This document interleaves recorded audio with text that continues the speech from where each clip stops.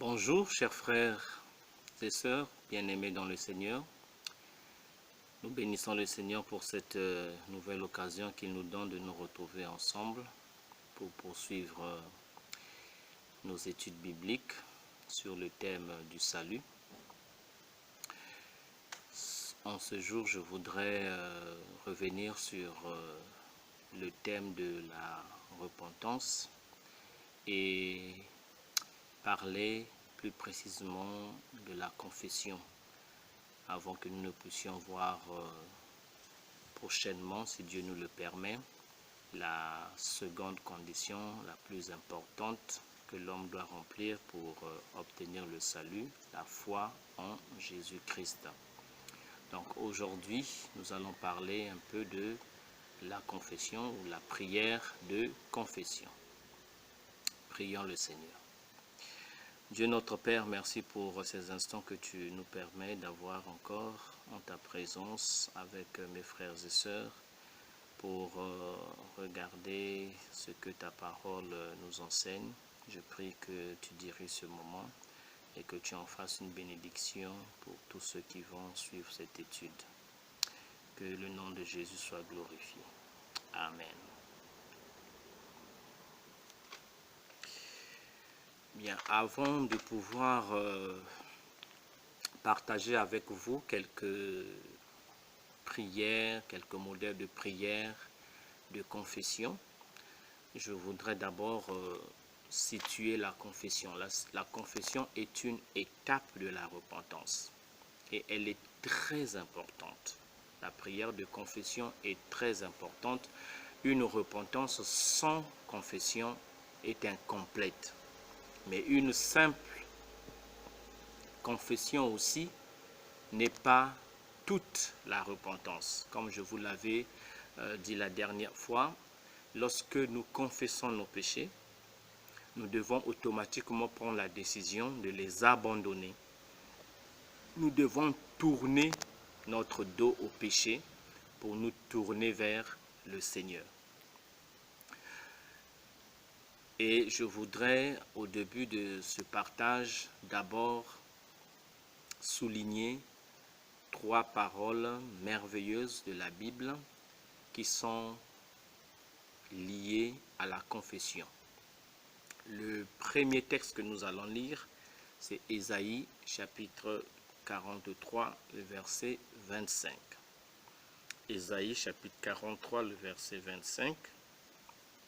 Il est écrit ceci: c'est moi qui efface tes transgressions pour l'amour de moi, et je ne me souviendrai plus de tes péchés. Voilà une merveilleuse parole de la part de notre Dieu. Dieu nous révèle ici que c'est lui qui pardonne. Donc la première des choses que nous devons savoir, c'est que c'est Dieu qui pardonne et c'est Dieu qui a la volonté de nous pardonner. Il ne nous pardonne pas parce que nous méritons d'être pardonnés. Il ne nous pardonne pas parce que nous pouvons lui offrir ce dont il a besoin.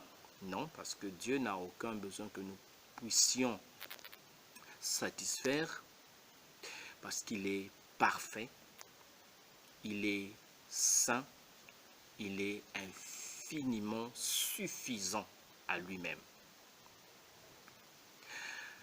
Mais Dieu nous pardonne par amour pour son nom. Il a dit, c'est pour l'amour de moi, pour l'amour de moi. Donc, le Seigneur, en tant que Dieu qui est amour, nous pardonne à cause de sa nature. Et parce qu'il veut que tous les hommes de toutes les nations le reconnaissent comme un Dieu d'amour. Donc la première vérité qui doit nous rassurer lorsque nous nous engageons sur le chemin de la repentance, c'est que Dieu est celui qui pardonne nos péchés et il veut le faire pour l'amour de son nom. Une autre chose merveilleuse qui ressort de ce passage d'Ésaïe 43, 25, c'est que Dieu est le seul être capable de pardonner et d'oublier. l'homme souvent pardonne sans oublier. Mais Dieu dit ici, et je ne me souviendrai plus de tes péchés. Je voudrais vous rassurer, chers frères et sœurs dans le Seigneur, que une fois que vous confessez vos péchés à Dieu, quand Dieu vous pardonne, il ne se souvient plus de vos péchés. Ce n'est pas parce qu'il a une courte mémoire, c'est parce qu'il en a décidé ainsi. Dieu dit, je ne me souviendrai plus de tes péchés. Je te pardonne et j'oublie, j'efface.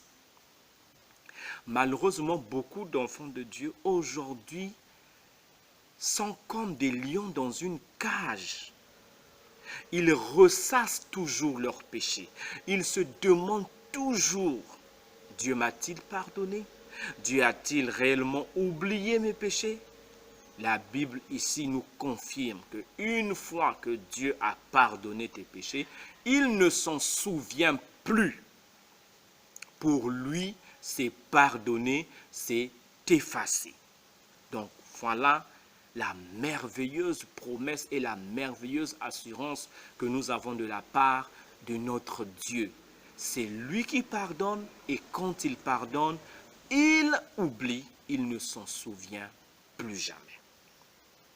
C'est Dieu qui le dit et Dieu n'est pas un homme pour mentir. Voilà ce que nous retenons de ce merveilleux passage d'Ésaïe chapitre 43, le verset 25. Passons au deuxième passage.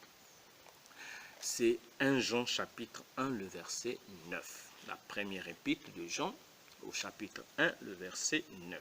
Il est écrit ceci.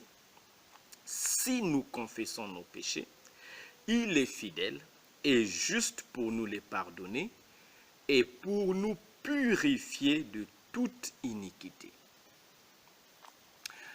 Ce texte nous montre que si nous remplissons notre part,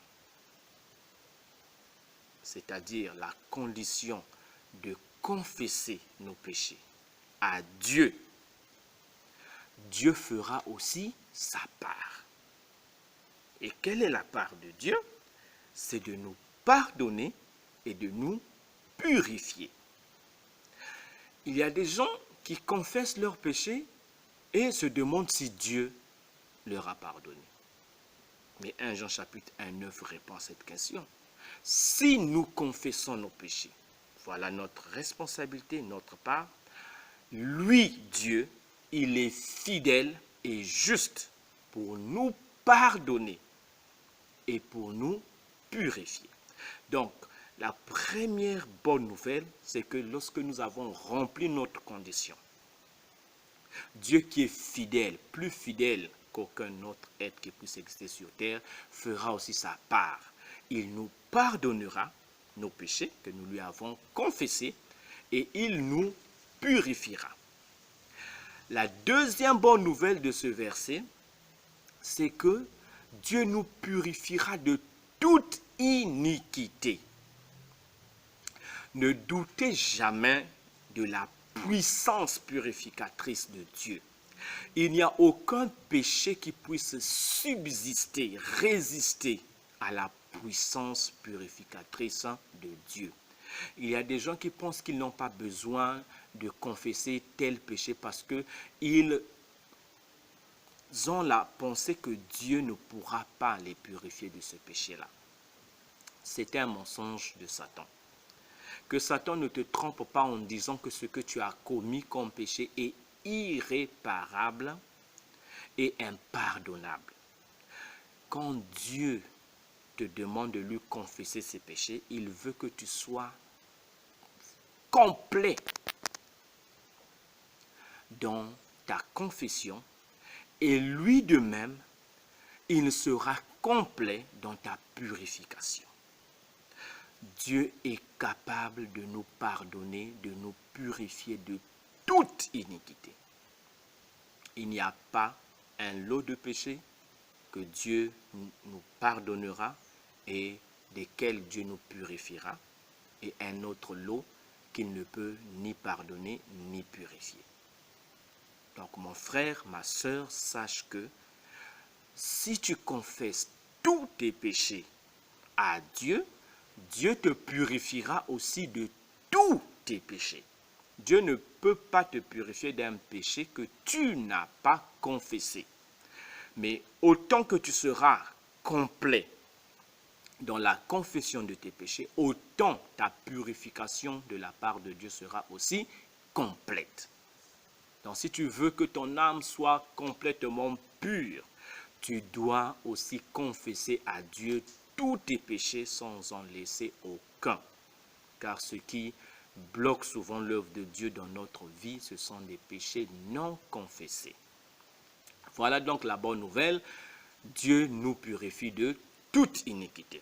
Dernier verset, c'est celui des Proverbes, le chapitre 23, le chapitre 28, excusez-moi, Proverbe 28, le verset 13. Celui qui cache ses transgressions ne prospère point, mais celui qui les avoue et les délaisse obtient miséricorde.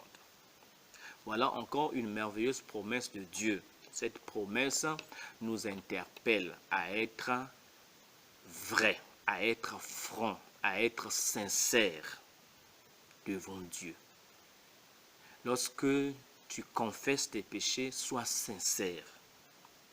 Avoue-les tels que tu les reconnais. Confesse-les tels que tu les as commis. Ne cache rien, parce que celui qui cache ses transgressions ne prospère point. Tu ne réussiras pas dans les voies du Seigneur. Mais si tu les avoues, et la deuxième étape, tu les délaisses, alors tu obtiendras miséricorde. Donc ici, il y a encore un ajout qui se fait par rapport à 1 Jean chapitre 1,9. 1 Jean chapitre 1,9 nous parle de l'assurance que nous avons si nous confessons nos péchés. Dieu est fidèle et juste pour nous les pardonner et pour nous purifier de toute iniquité. Il n'y a aucun péché que Dieu ne puisse pas nous pardonner. Mais ici, il y a l'ajout selon lequel, une fois que nous avons confessé, c'est-à-dire avoué nos péchés, nous devons aussi les délaisser. Parce que si nous ne faisons que confesser et que, en même temps ou juste après, que nous continuons à commettre les mêmes péchés que nous avons confessés, alors nous n'obtiendrons pas miséricorde. Il faut avouer et délaisser. Et vous savez que la miséricorde de Dieu, c'est quelque chose de magnifique, quelque chose de merveilleux. Quand Dieu est miséricordieux à notre égard, c'est-à-dire il nous permet d'avoir un nouveau départ. Et cette miséricorde attire sur nous les grâces sans nombre de notre Père Céleste qui nous aime tant. Donc nous devons avouer et délaisser, abandonner nos transgressions, nos péchés, et nous obtiendrons la miséricorde de Dieu. Voilà donc les trois passages que je voulais d'abord partager au début de cette étude pour vous amener à comprendre que la confession, c'est quelque chose de voulu par Dieu, quelque chose de merveilleux. Nous avons tout à gagner à confesser nos péchés et à les délaisser. Alors, passons maintenant à quelque chose de plus pratique, quelques exemples. Je voudrais d'abord dire ceci. Je vais partager avec vous quelques exemples de prières de confession. Mais ce ne sont que des exemples, ce ne sont que des modèles. Ce ne sont pas des prières magiques. Ce ne sont pas des récitals que vous allez faire. Tu peux t'en inspirer pour faire ta prière, comme aussi tu peux la faire. Mais ce qui compte, c'est la sincérité qui est dans ton cœur. Parce que Dieu ne se limite pas seulement aux paroles qui sortent de nos lèvres, mais il sonde nos cœurs. Il voit la sincérité qui est dans notre cœur. Quand tu es décidé vraiment à confesser tes péchés et à y renoncer, Dieu voit, Dieu connaît cette sincérité qui se dégage de ton cœur.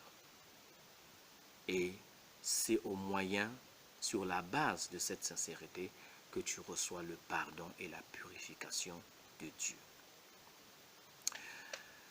Le premier cas de prière de confession que j'aimerais partager avec vous concerne les pratiques occultes. Si tu reconnais que tu as été coupable des pratiques occultes, alors il faudra que tu confesses ce péché ou ces transgressions liées aux pratiques occultes. Alors, je vais pouvoir vous rappeler certaines pratiques et effectivement des croyances qui sont occultes, qui s'opposent à Dieu.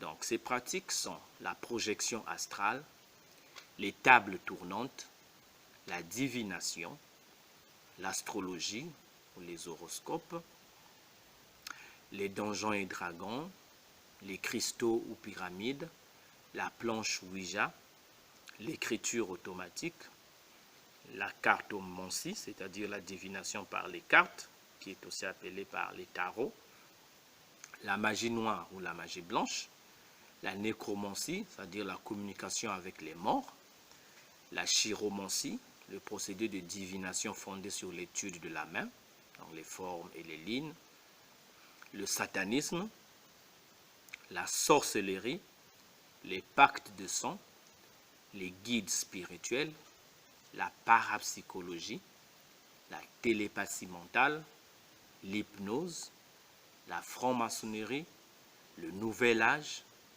la science chrétienne, le mormonisme, la méditation transcendantale, le yoga, les religions orientales comme le bouddhisme, l'hindouisme, et les jeux vidéo et électroniques occultes ou violents. Donc si tu reconnais avoir pris part à ce genre de pratique, si tu y es adonné, alors tu dois les confesser.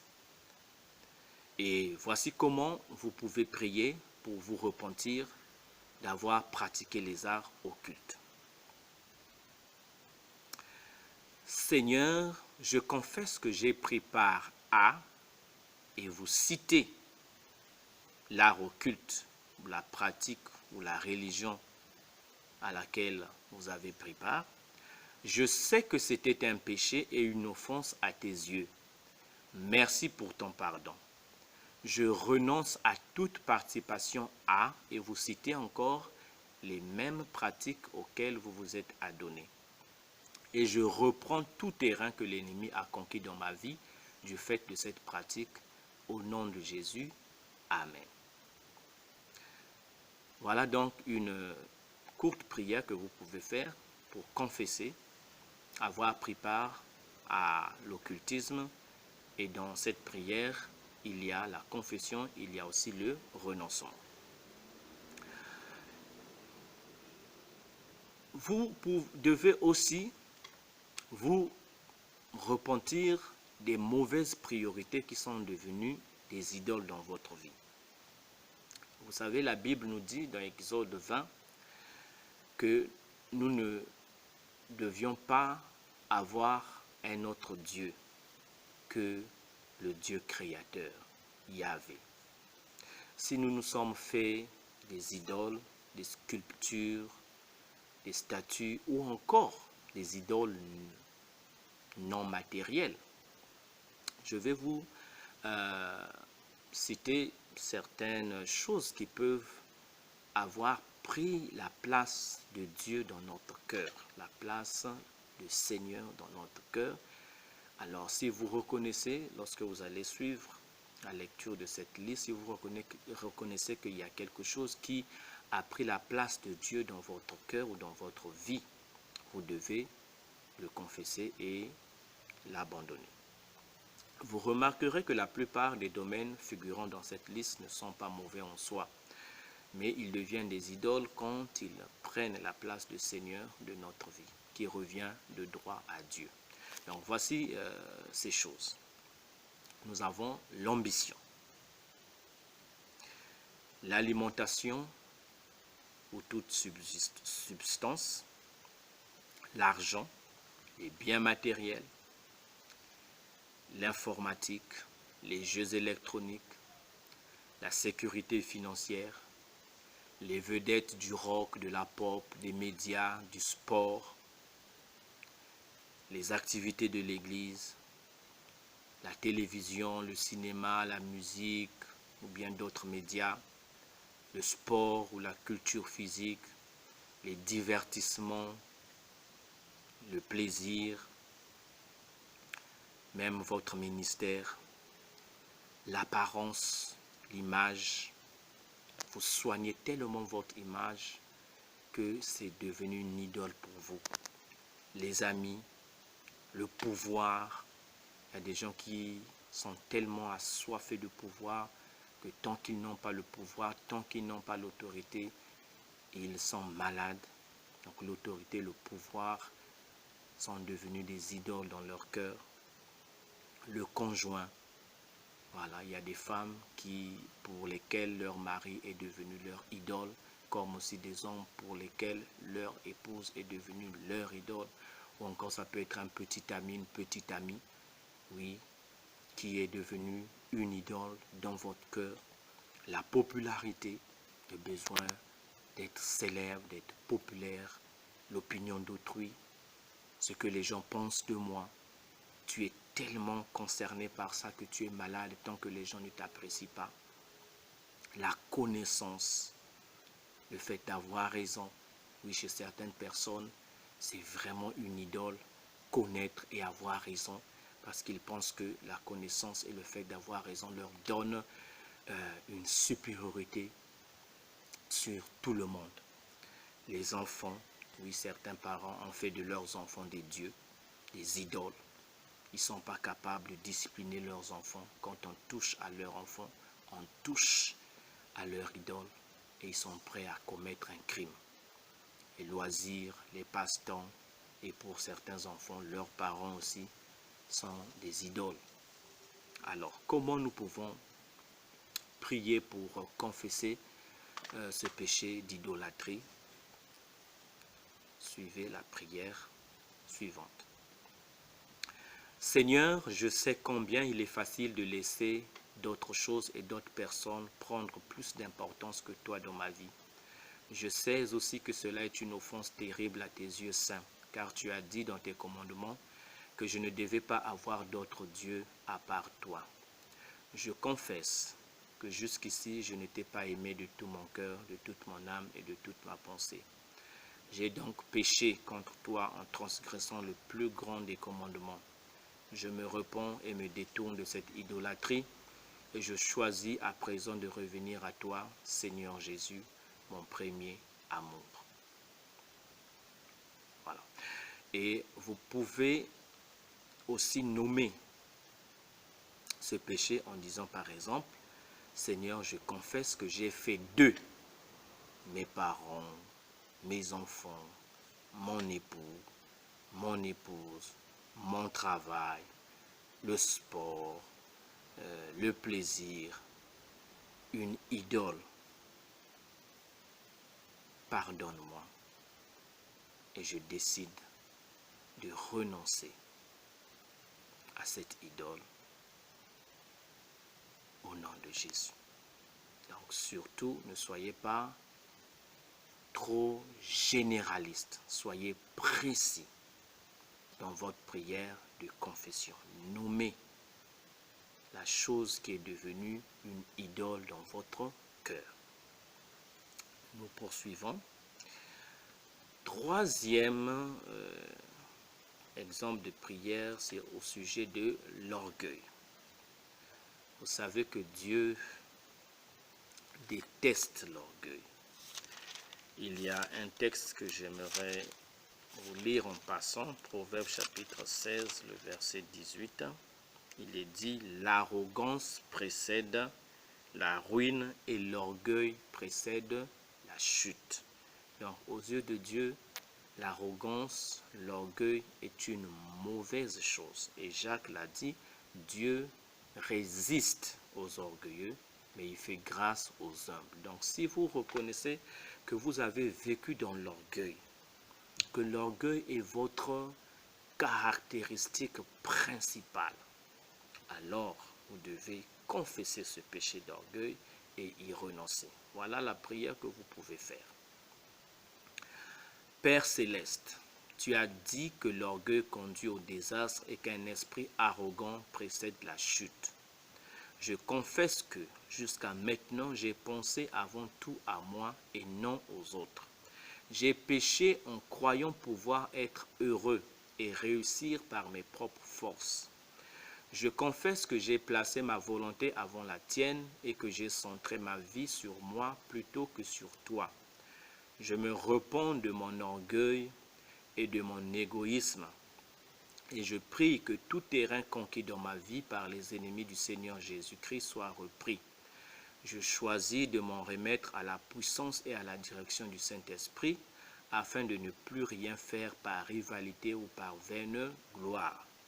Dans un esprit d'humilité, je veux considérer les autres comme supérieurs à moi-même et je choisis de te donner, Seigneur, la toute première place dans ma vie. Au nom de Jésus, mon Seigneur. Amen. Voilà.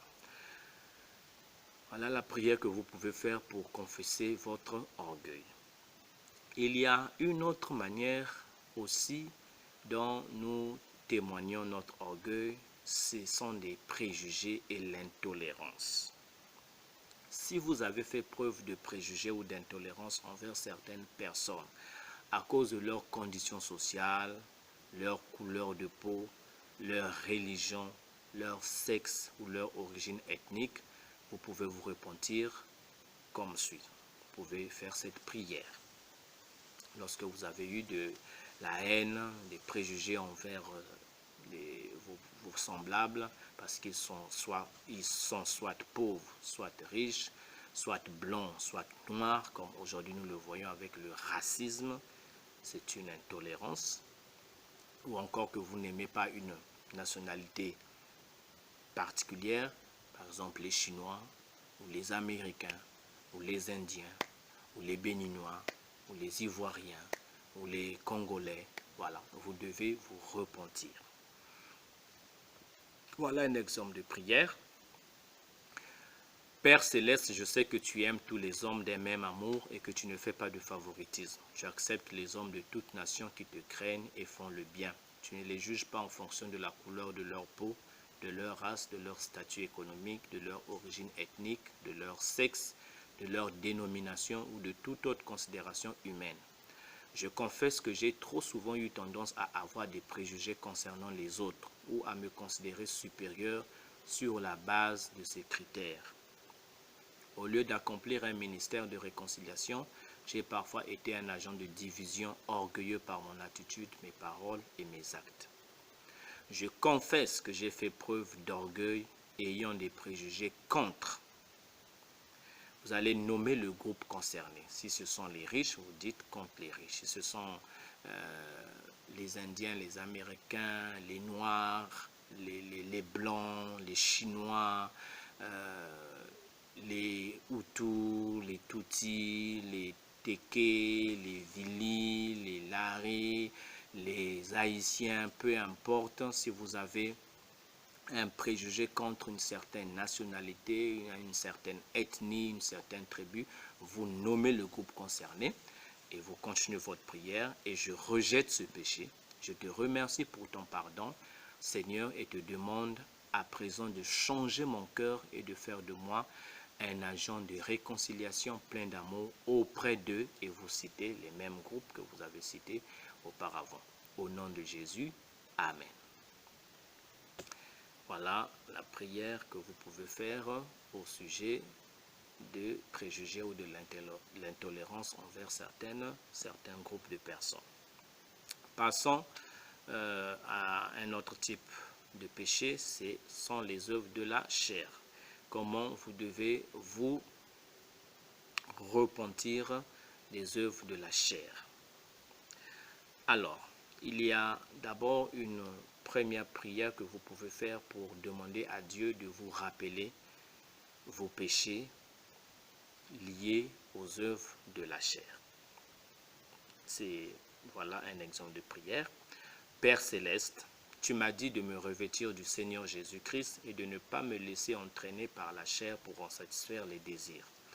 Je confesse que j'ai succombé aux désirs charnels qui font la guerre à mon âme. Je te remercie de ce qu'en Jésus-Christ, mes péchés sont déjà pardonnés. Mais j'ai enfreint ta loi et donné l'occasion au diable de combattre mon corps. Je viens à présent à toi pour confesser et rejeter ces péchés de la chair, afin d'être purifié et délivré de l'esclavage du péché. Je te demande maintenant de me révéler tous les péchés de la chair que j'ai commis et les attitudes par lesquelles j'ai attristé le Saint-Esprit. Dans le saint nom de Jésus. Amen. Après avoir fait cette prière, prenez une feuille de papier, un stylo et notez tous les péchés que le Saint-Esprit peut vous rappeler, qui sont liés à une mauvaise utilisation de votre corps. Et pour chaque péché que le Saint-Esprit vous a rappelé, faites la prière suivante. Seigneur, je confesse que j'ai commis le péché de, et vous citez le nom du péché, si c'était vol, viol, fornication, adultère. Vous pouvez retrouver avec la liste que nous donne aussi Galates chapitre 5, les versets 19 à 21, vous pouvez retrouver certaines œuvres de la chair qui sont là-dedans.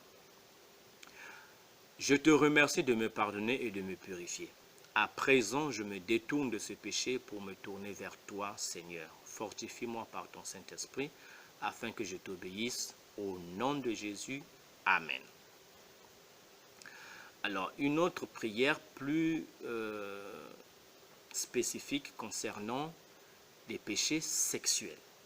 Si vous avez commis la fornication, vous avez commis l'adultère, vous avez commis un viol contre une autre personne, vous avez commis la masturbation, voilà la prière que vous pouvez faire pour confesser ce péché. Seigneur, je rejette l'acte 2 et vous nommez l'utilisation précise que vous avez fait de votre corps. Commis avec, vous nommez la personne avec qui vous avez commis ce péché. Là où les personnes, ça peut être avec plusieurs personnes. Je te demande de briser ce lien de péché avec et vous indiquer le nom de la personne ou des personnes avec qui vous avez commis ce péché. Au nom de Jésus, Amen. Donc voilà la prière que vous pouvez faire en cas d'infidélité, en cas d'immoralité sexuelle, en cas, maintenant si c'est une masturbation, vous pouvez juste dire Seigneur, je rejette l'acte de masturbation que j'ai commis contre mon propre corps. Je te demande de briser ce lien de péché au nom de Jésus. Amen. Et s'il s'agit de l'alcoolisme, de la consommation de drogues ou d'autres substances nocives, voilà la prière que vous pouvez faire. Seigneur, je confesse que j'ai fait un mauvais usage de certaines substances. Si c'est l'alcool, vous citez l'alcool. Si c'est le tabac, vous citez le tabac ou les médicaments ou drogues, dans le but de rechercher le plaisir, pour échapper à la réalité ou pour tenter de supporter les problèmes difficiles. Je confesse que j'ai maltraité mon corps et programmé mes pensées d'une manière nocive. Je renonce à tout lien ou influence satanique dans ma vie du fait de mon abus des substances chimiques. Je me décharge de toutes mes angoisses sur Christ qui m'aime. Je m'engage à ne plus céder à l'abus des substances, choisissant au contraire de laisser le Saint-Esprit me diriger et me fortifier. Au nom de Jésus, Amen. Nous passons à un autre type de sujet ou de péché, c'est l'amertume. L'amertume qui va avec la rancune. Voilà, lorsque nous sommes remplis d'amertume, de rancune contre un frère, contre une sœur, nous devons confesser ce péché. Nous devons demander à Dieu de nous donner la capacité de pardonner. Nous devons pardonner. Voici une prière que vous pouvez faire lorsque vous reconnaissez que vous avez nourri, conservé de l'amertume, de la rancune dans votre cœur contre un frère, contre une sœur, contre une personne quelconque. Père Céleste, je te remercie pour ta grande bonté, ta générosité et ta patience envers moi. Je confesse que je n'ai pas fait preuve de la même bonté ni de la même patience envers ceux qui m'ont fait du mal. Au contraire, j'ai persisté dans ma colère, mon amertume et mon ressentiment à leur égard. Maintenant, Seigneur, je choisis de pardonner à, vous nommez la personne là où les personnes concernées. 2, vous dites ce qu'elle a fait ou n'a pas fait, parce que cela m'a, et vous indiquez le mal que vous avez ressenti à cause de ce que cette personne vous a fait ou n'a pas fait. Seigneur, je décide de ne pas persister dans mon ressentiment. Je te remercie de m'avoir délivré des liens de mon amertume. Je renonce à mon droit d'obtenir vengeance et te demande de guérir mes émotions meurtries. À présent, je te prie de bénir ceux qui m'ont fait du mal. Au nom de Jésus, Amen.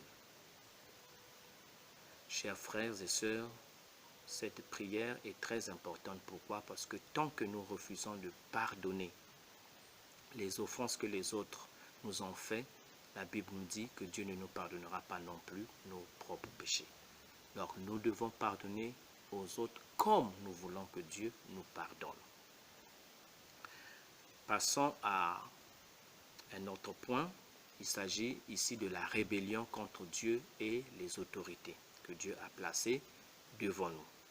Ces autorités peuvent être les autorités politiques, professionnelles, militaires, administratives. Ça peut être les parents, les beaux-parents ou nos représentants légaux. Ça peut être les enseignants, les instructeurs, les responsables d'établissement. Ça peut être pour les femmes, leurs maris, et aussi ça peut être les responsables d'église. Donc si nous avons été des rebelles vis-à-vis de ces autorités, nous nous sommes comportés en rebelles, nous pouvons aussi nous confesser de la manière suivante. Père Céleste, tu as dit dans la Bible que la rébellion équivaut à la sorcellerie et qu'elle est aussi grave que l'idolâtrie. Je sais que je ne t'ai pas toujours obéi dans ce domaine et que je me suis rebellé dans mon cœur contre toi et contre ceux que tu as placés au-dessus de moi pour diriger. Seigneur, je confesse que j'ai été rebelle envers, vous nommez l'autorité, vous indiquez précisément l'attitude que vous avez eue. Si vous avez mal parlé de cette autorité, si vous l'avez insulté verbalement, si vous l'avez critiqué ouvertement en public, merci de me pardonner ma rébellion. À présent, je choisis d'être soumis et d'obéir à ta parole. Au nom de Jésus, Amen. Pour ceux ou celles qui ont commis le péché d'avortement, voici comment vous pouvez confesser ce péché. Seigneur, je confesse que je n'ai pas été un bon dépositaire ni un bon protecteur de la vie que tu m'avais confiée, et je reconnais qu'en cela j'ai péché. Merci de ce que, en vertu de ton pardon, je peux me pardonner à moi-même. Je reconnais que l'enfant est désormais entre tes mains, bienveillant pour l'éternité. Au nom de Jésus, Amen. Voilà, nous sommes arrivés à la fin de notre étude, notre partage de ce jour. J'espère que ces orientations vont devoir vous aider. Et n'hésitez pas, si vous avez des questions, des commentaires, contactez-moi par les informations au moyen de mon numéro WhatsApp ou de ma boîte mail. Vous pouvez me joindre facilement. Que le Seigneur vous aide et je prie qu'il vous garde toujours plus près de lui et à nous revoir à bientôt selon la grâce de Dieu. Père, merci parce que tu es le Dieu qui nous pardonne. Merci parce que tu as promis nous pardonner, nous purifier de toute iniquité si nous confessons à toi tous nos péchés. Daigne nous conduire à une véritable repentance, Seigneur, afin que nous obtenions de ta part cette miséricorde dont nous avons tous besoin. Et merci pour Jésus-Christ qui a rendu le pardon de nos péchés possible par le moyen de sa mort sur la croix. Amen. Amen. À bientôt.